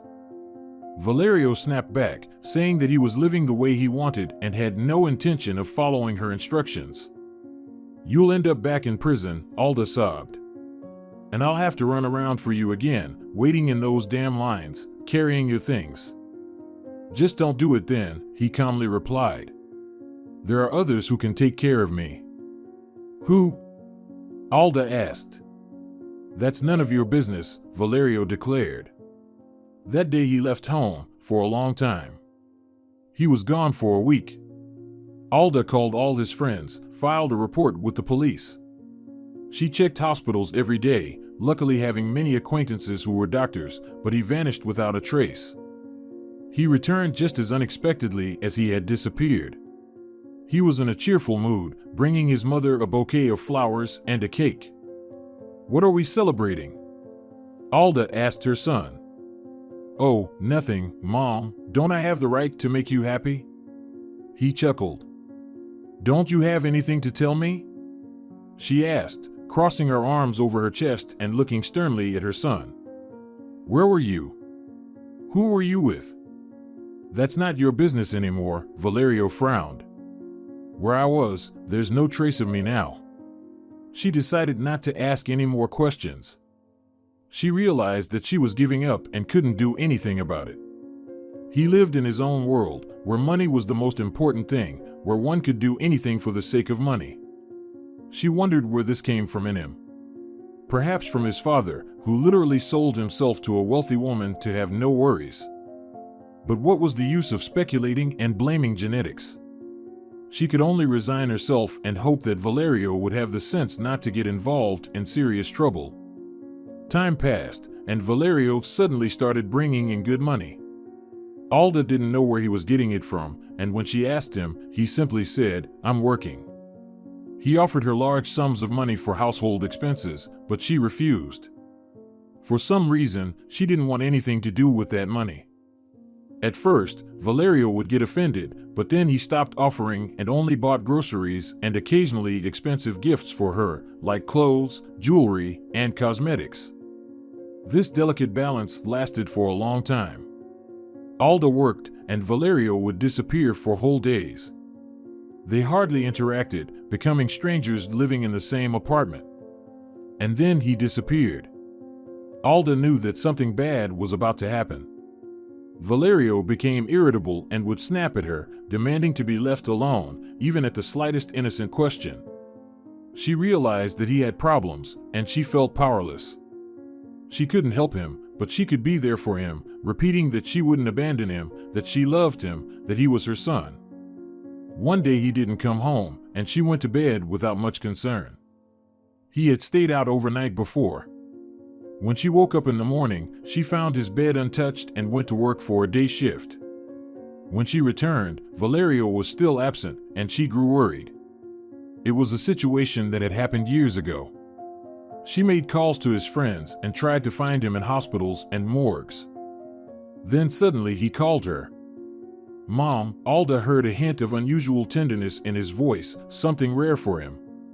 He rarely addressed her as Mom. She had long ceased to be just his mother. "Mom, everything is fine, I'm alive." "Where are you, my son?" Alda exclaimed. "Why aren't you coming home?" "Mom, please don't look for me. Don't involve the police. You'll only make things worse. I will return, I promise. Goodbye." The call ended. Alda stared at the phone in bewilderment. What did he mean, don't look for him? What did he mean, you'll only make things worse? It felt like a nightmare. This simply couldn't be happening, but it was happening. Of course, she continued her search, but Valerio vanished without a trace, as if he had ceased to exist. She eventually turned to the police, filing a report, but it didn't progress. It remained at a standstill. He probably got involved in some dark business, the police officers speculated. He paid the price. Maybe he ran away on his own. Who can know for sure now? Don't wait for him, ma'am. Years went by, and Alda anxiously read news about dead bodies found in the area, studied local crime chronicles, visited local psychiatric clinics, hoping to find him with a head injury, not remembering who he was, alone and abandoned, scared. But Valerio was nowhere to be found, and Alda gave up. She decided to live as if nothing had happened and had almost grown accustomed to her life without her son when Lena appeared. It can't be, Lena looked at Alda with wide eyes, seemingly forgetting how to breathe. It can't be true. It is, as you can see, Alda looked at Miguel with tenderness. He truly resembled his father. It's a pity it all turned out this way.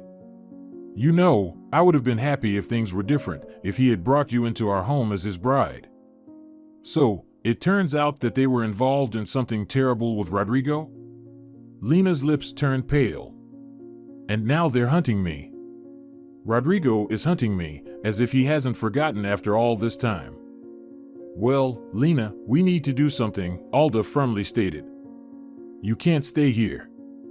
If they found you and it's true, you need to hide. And even if it's just your imagination, it's better to be cautious. Maybe I'll just rent a room? Lena suggested. I'll move in with Miguel for a while, and maybe things will settle down. I'm so scared. He almost gave me away to a stranger before, and now what does he want from me? I don't know, my dear girl, I don't know. But we have to hide you. Wait a minute, Alda's face brightened. I have an idea. I'll need some time to make it happen, of course. Until late in the evening, she called her old acquaintances, leveraging all her connections, figuring out how to justify her strange requests. Luckily, everything worked out. At exactly midnight, an ambulance pulled up to the entrance of Alda's building. The medical workers, wearing masks, entered the building, and 15 minutes later, they emerged carrying a pregnant woman with a large belly on a stretcher. The medics loaded the patient into the ambulance, and the vehicle set off, its emergency lights flashing. Did it work?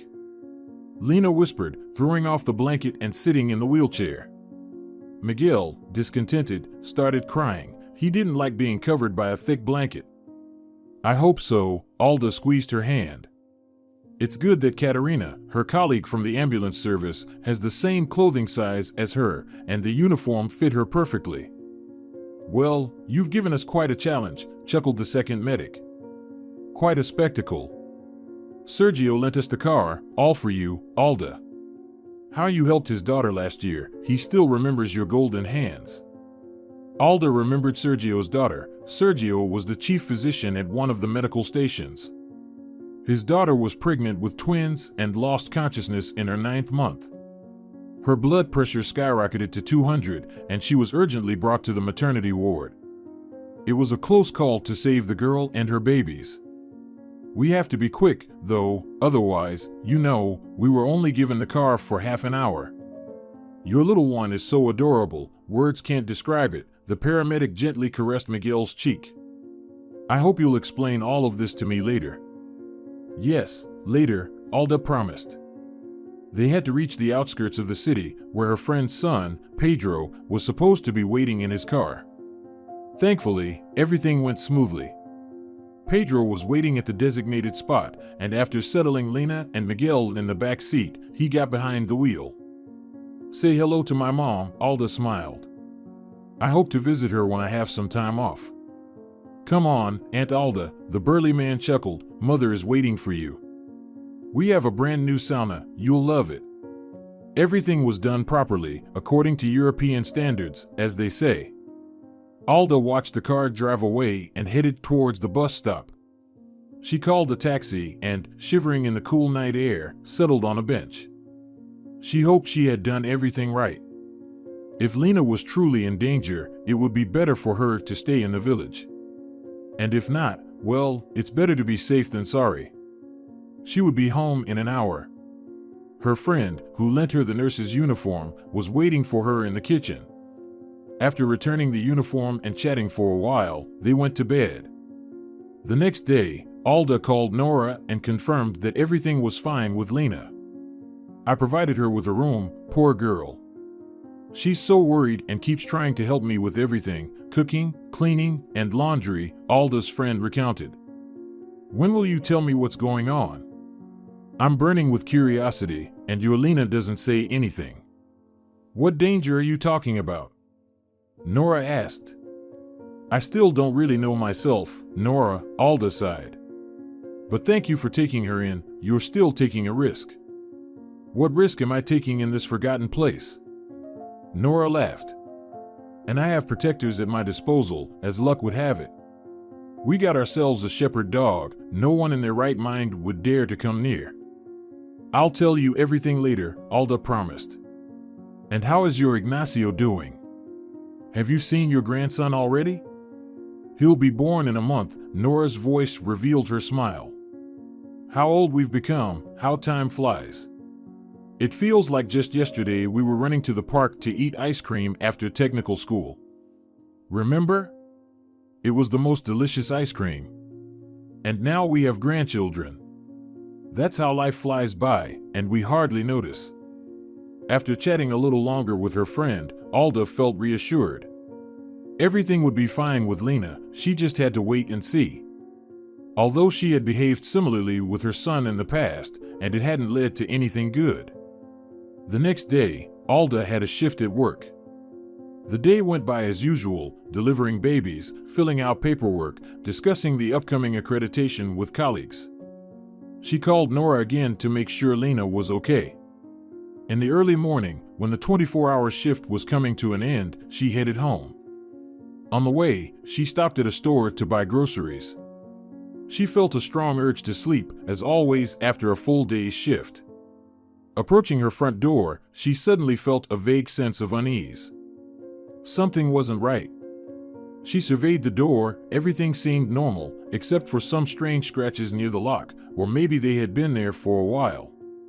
Alda sighed. She couldn't wait for her vacation. There had been too many worries lately, and now her mind was playing tricks on her. She opened the door, placed her heavy bag on the floor, and began to take off her shoes. Suddenly, someone grabbed her forearm and forcefully pulled her into the room. Alda tried to scream, but the stranger covered her mouth with his hand. She was thrown onto the couch, and the sound of a locked door came from the hallway. She lifted her eyes and saw a short, fair-haired man with a red beard standing over her, smirking.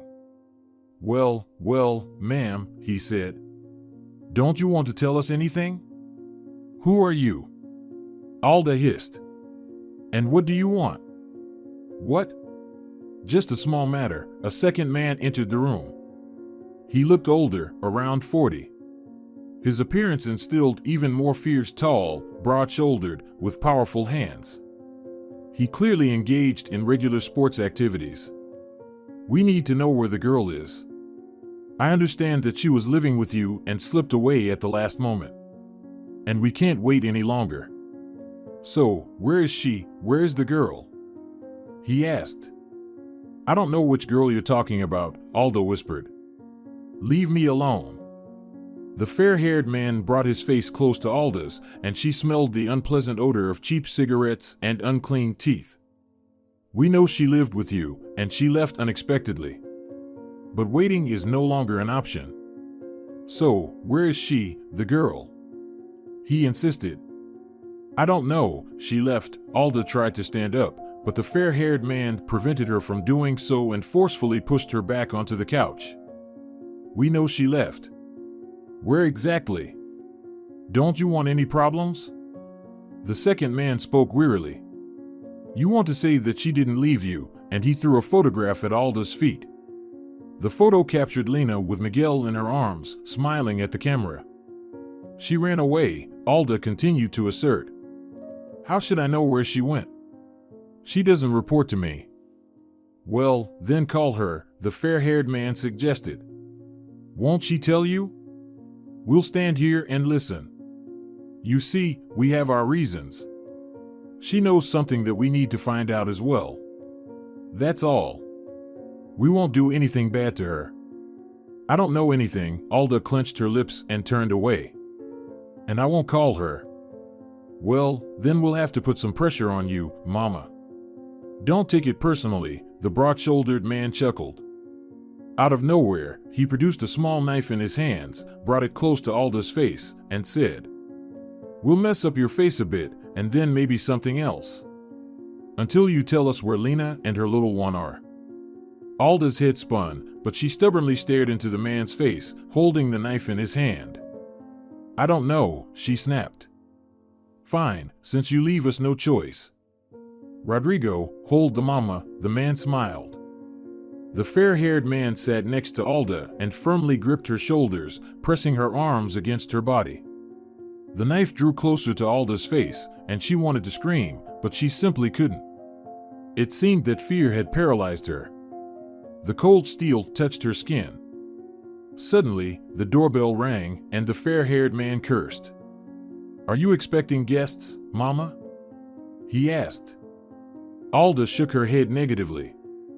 Well, let's pretend we're not here.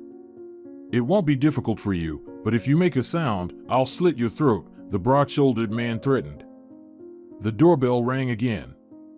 Who's so intrusive? The fair-haired man whispered. There's no one home. Don't they get it? A strike, another strike. It felt like the whole apartment was shaking. So, you were expecting someone? The broad-shouldered man hissed. Oh, you old hag. At that moment, the door swung open and slammed against the wall. Alda realized someone had broken the lock. The fair-haired man and the broad-shouldered man looked at each other in confusion. Another man entered the room, gripping a pistol in his hands. Get out of here, he shouted. Valerio, is that you? You showed up, but we beat you to it. Can you imagine? Rodrigo squinted. Well, fine, you'll be useful to us too. Maybe you'll tell us what we need. We can't keep hiding.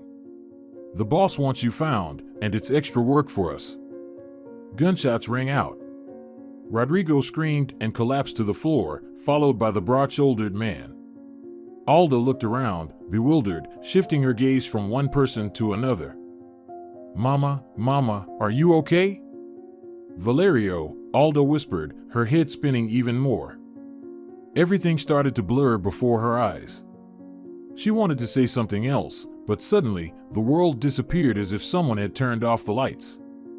She lost consciousness.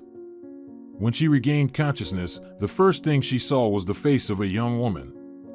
The woman diligently checked Alda's pulse. What happened? Alda croaked. You passed out for a while. 3 thugs barged in on you. Did they hit you on the head? The woman replied. What? Valerio, my son, how did this happen? I don't understand myself. Can you believe it? The paramedic lowered her voice. 2 of them have leg injuries, and 1 seems unharmed. The police have already taken them all away. But you need to come with us to the hospital, just to make sure everything's fine. Where is Valerio? Alda asked with a trembling voice. Is he alive? Everyone is alive, the paramedic was surprised. Don't worry. Okay, let's go now. Oh, you're unlucky. The police will hound you now. The next few days felt like an absurd, terrifying dream. Alda was quickly released from the hospital and immediately summoned to the police station to give her statement. After a long conversation, they let her go. Yes, your son was found, sighed the elderly, distinguished law enforcement officer, escorting Alda to the exit. Such an unbelievable story, like something out of a detective novel. It turned out that Valerio, who was involved in underground gambling, had met Lena the day before and transferred a large sum of money into her account. There was one problem. The money didn't belong to him, but to the immediate criminal hierarchy. It's hard to say what he was hoping for. Maybe he dreamt of getting rich quickly and running away, or perhaps he simply lost the ability to think clearly, constantly dealing with large sums of money. At first, no one noticed anything. But when the disappearance was discovered, they launched a hunt for Valerio, albeit unsuccessfully.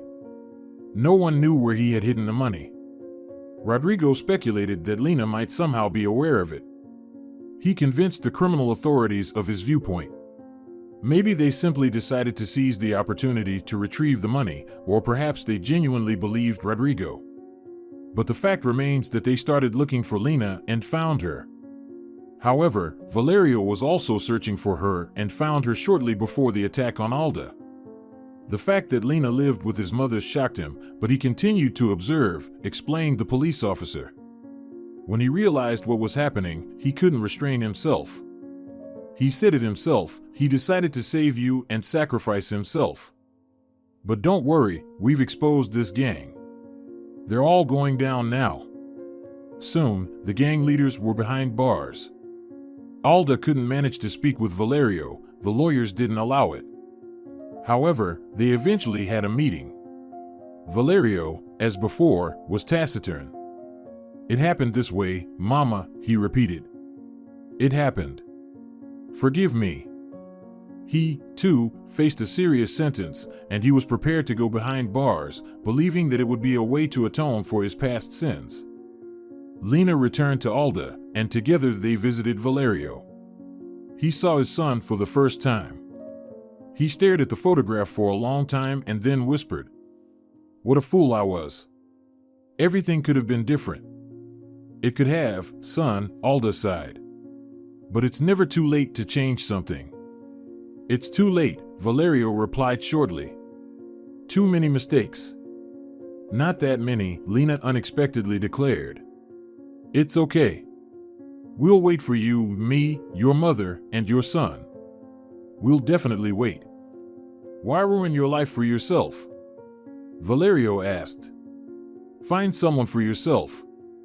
"We'll see," Lena smiled, tears glistening in her eyes. "Maybe I'll find someone, or maybe I've already found them and don't need to search anymore." After the trial, Valerio was sentenced to 3 years, with the possibility of early release. Upon hearing the verdict, Alda burst into tears. Lena embraced her and whispered in her ear, "Everything will be fine, I know it for sure." "It will be fine now, Mama." Valerio was back in 3 years. Alda, Lena, and the now grown Miguel, standing firmly on chubby little legs, welcomed him at the train station. For some reason, Alda knew for certain that everything would be fine now. Finally, she found what she had been searching for.